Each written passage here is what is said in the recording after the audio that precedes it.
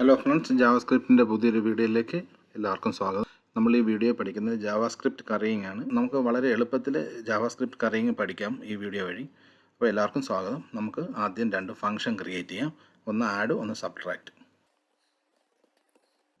രണ്ട് parameter accept ചെയ്യുന്നു, result print ചെയ്യുന്നു, റിസൾട്ട് റിട്ടേൺ ചെയ്യുന്നു.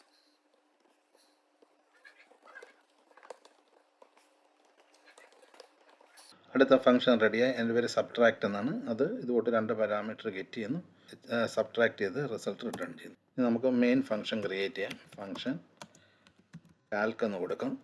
ഇവിടെ നമുക്ക് ഓപ്പറേറ്റർ എന്നുള്ളത് പറയാം. ഒരു പാരാമീറ്ററായിട്ട് നമുക്ക് ഇവിടെ റിട്ടേൺ പറയാം. ഇവിടെ റിട്ടേൺ ഫംഗ്ഷൻ പറയുക. അതിനകത്ത് അടുത്ത പാരാമീറ്റർ എ ഗെറ്റ് ചെയ്യുക. വീണ്ടും റിട്ടേൺ പറയുക. അതിനകത്ത് അടുത്ത പാരാമീറ്റർ ബി പറയുക. അവിടെ വീണ്ടും നമുക്ക് ചെയ്യേണ്ടത് റിട്ടേൺ പറയുക. എന്നിട്ട് ഇപ്രാവശ്യം പറയേണ്ടത് നമ്മുടെ ഓപ്പറേറ്റർ എന്ന് പറഞ്ഞ പാരാമീറ്ററിൽ ഫസ്റ്റ് ഗെറ്റ് ചെയ്ത് അത് ബ്രാക്കറ്റിനകത്ത് എ കോമ ബി എന്ന് പറയുക. സോ നമ്മുടെ കറിയിങ്ങിനുള്ള ജാവാസ്ക്രിപ്റ്റ് കറിയിങ് ഫംഗ്ഷൻ റെഡിയായി. ഇനി നമുക്കൊന്ന് കോൾ ചെയ്യാം. ഇവിടെ നമുക്ക് കൺസോൾ ഡോട്ട് ലോഗ് നമുക്ക് കാൽക്ക് എന്ന് കോൾ ചെയ്യാം. അതാണല്ലോ കറിയിങ് ഫംഗ്ഷൻ.